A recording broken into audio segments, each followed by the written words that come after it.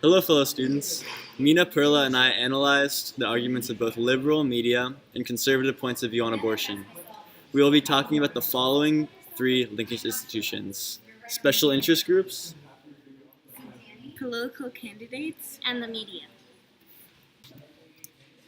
So before we start this videos and introducing our sources, we want you guys to know what a linkage institution is. Linkage institution is the means by which citizens with their government develop political beliefs and gather information. Our topic is abortion, and here's some background knowledge.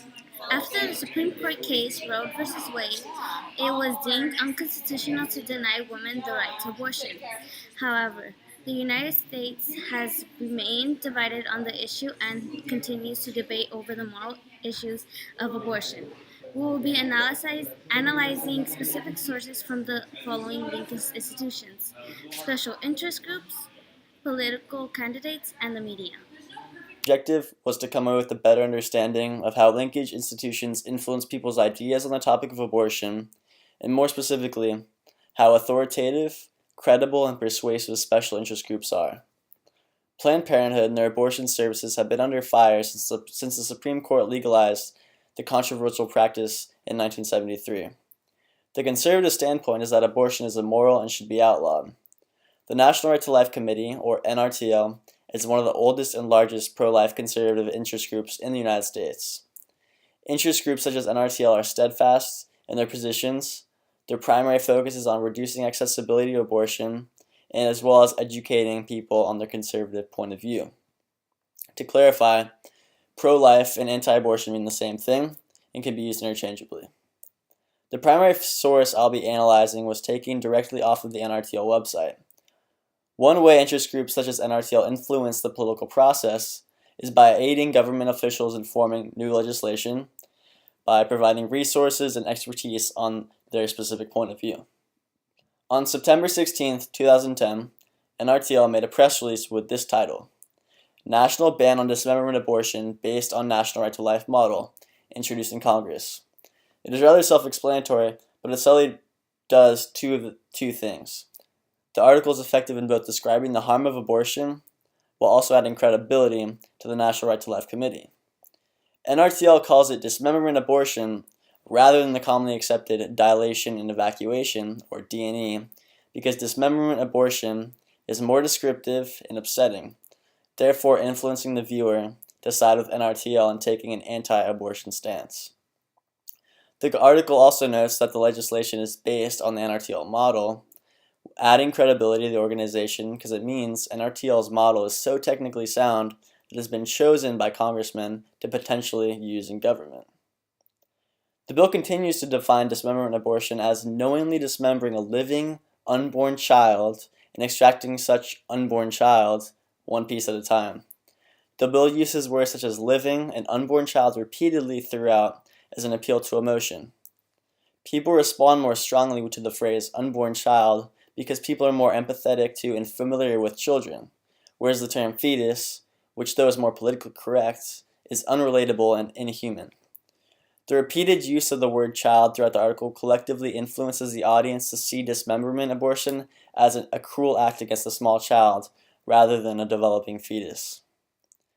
This bill would make D&D illegal no matter what stage pregnancy is in, with the only exception being if it is to save the mother's life or result of rape.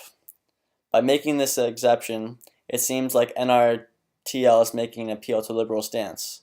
However, I interpret this as an either-or argument. Either the mother was raped or in life-threatening danger, or the mother will not be able to have an abortion. There are many other reasons why a mother may want to have an abortion, but the article fails to acknowledge that fact. D&D is an extremely common and efficient type of an abortion that comes without the negative repercussions of taking medications or C-sections. By eliminating it as an option, this bill would reduce accessibility to abortions nationwide. The bill says that in the exceptional cases of abortion, they must be performed by a method other than dismemberment abortion. This weakens NRTL's argument because they do not recommend any alternate form of abortion to the mother, which either signifies a lack of interest in helping the mother safely abort the fetus, or rather, It suggests that there is little to no alternate methods of aborting in the second and third trimester. I am obviously biased. I come from a community surrounded by the liberal perspective. All my life, this has heavily influenced how I perceive the world around me. I've been brought up believing in the higher importance of women's rights to unborn babies' rights, so I am pro-choice on this issue. There are many complex and deep personal reasons why a woman would need to support her baby, and it should not be anyone's business but her own. There is no clear way of pleasing those who believe in the importance of abortion and those who oppose it. However, I think our rights over our bodies is of utmost importance to protect and not infringe upon, because it preserves our human dignity and safety from others. Before a baby is born, it is biologically dependent on its mother for life. Therefore, I see it as a part of her body and her right to choose how to handle it. The National Right to Life's essential argument is that D&E abortions hurt the baby, therefore it should be outlawed. But isn't this the point of an abortion after all? Abortion is the act of killing the baby before it is born. While abortion is not glorified nor pleasant, it is necessary. Under current federal law, this nation has established that our right to choose is more important than the moral issues of abortion, and as of now, I am for women's rights to an abortion. Thank you. Against one another because they believe a woman should or shouldn't have an abortion. Like when they're thinking of killing an unborn child. About 2 years ago, Rachel Maddow, a reporter for the MSNBC channel, stated, pro-choice and attacking anti-abortion ruling, meaning that there are people who claim that girls under age 18 should not have an abortion without having a parental note saying that they are willing their child to have an abortion. Many states have made abortion legal, but girls who are 18 years or older do not need permission from anyone because they are old enough to have an abortion. The point of view of Rachel Maddow was speaking about how judges in states such as Nebraska are not permitting a 16-year-old foster girl to have an abortion due to her parental abuse and the judge's decision. Pro-choice is advocating legalization abortion, meaning a girl or a woman has the right to decide whether or not she wants to have an abortion. Pro-life is the same as anti-abortion. The media and abortion relate to one another because people who want to know more about abortion can search it up on social media, the news, YouTube, and more. Rachel Maddow shows that she is against the Nebraska judges when deciding the teenage girl does not have a right to have an abortion because her parents abused her, and now she's staying in foster care because her parents are not allowed to be near her. But the judges from Nebraska are forcing the 16-year-old girl to have a baby when she doesn't want it. This source that I analyzed, stating that the laws were passed through state to state, but the states have different regulations for teenage girls to abort when having an unwanted baby. There are many keywords that stood out in my presentation, in the source, for example, forcing her to give birth to a child even though she doesn't want it. She is too immature to choose not to.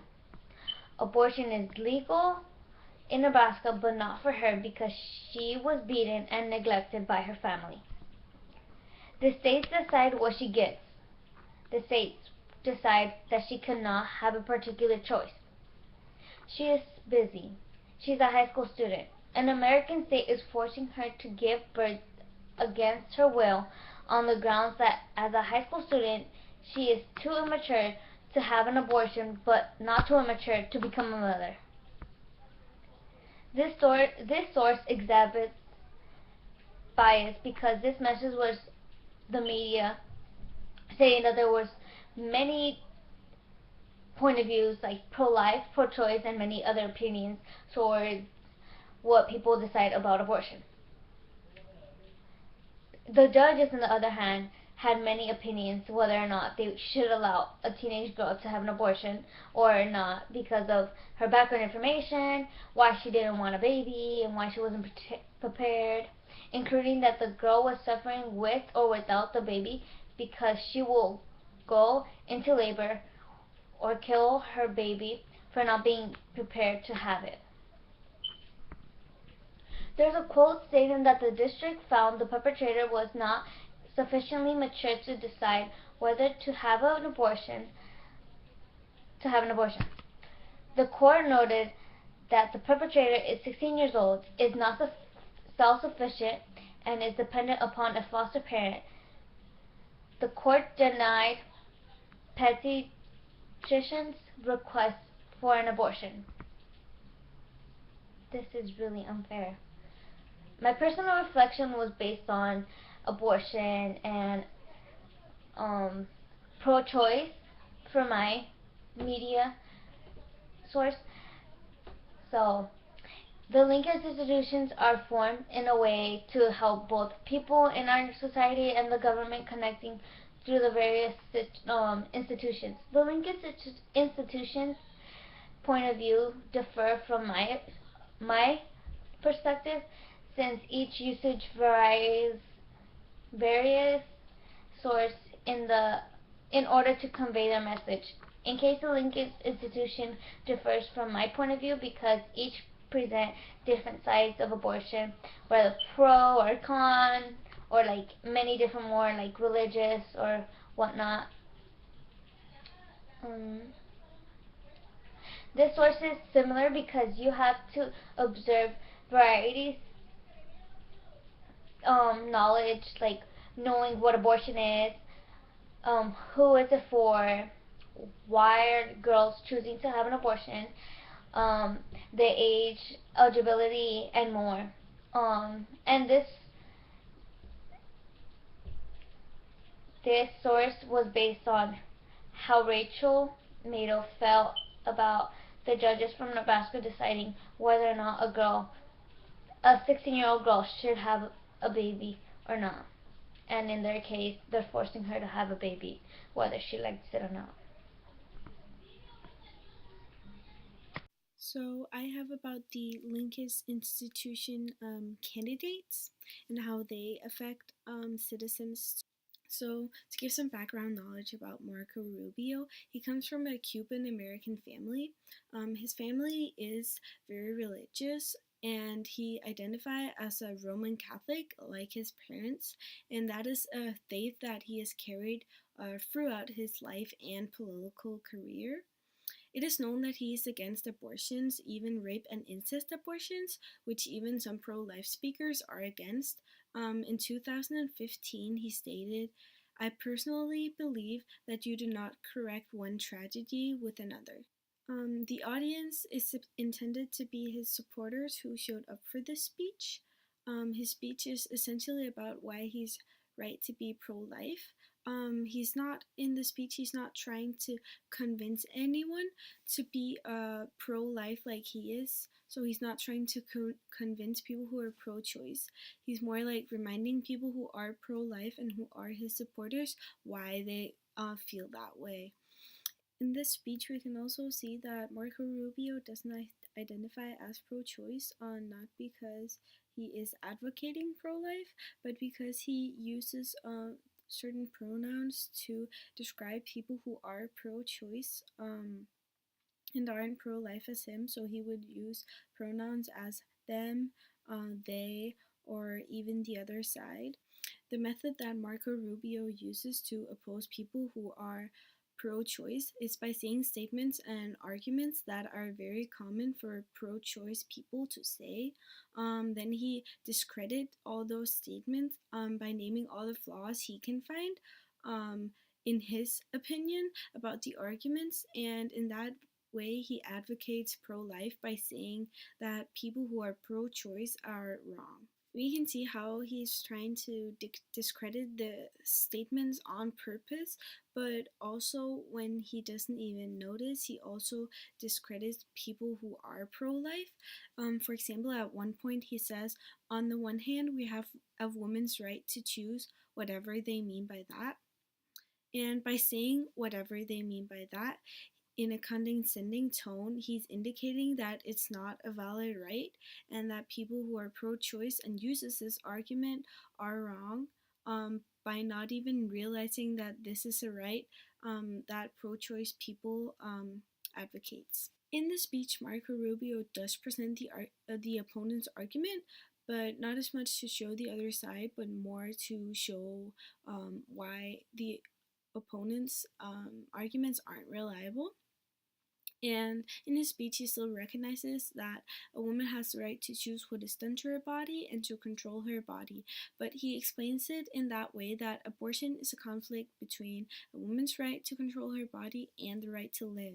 And in his opinion, a woman's right to control her body stops when it interferes with the human's right to pursue life. So Marco Rubio does use a logical fallacy in his speech, and it's called non sequitur, and it means does not follow.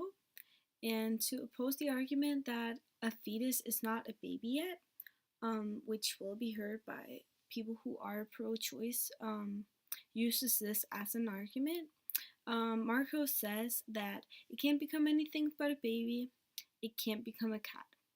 And while this is of course true, a fetus can't become anything but a baby left to nature's way. It definitely can become a cat, but that doesn't necessarily mean that at some point in the pregnancy it isn't a fetus.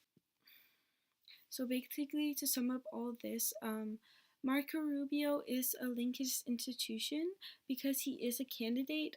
So he appears on TV. He affects people opinions on the parties, political parties, and stuff. And but he has also been shaped by different linkist institutions. His opinion on abortion is obviously that he is pro-life, and that is mainly shaped by the fact that he is a Catholic.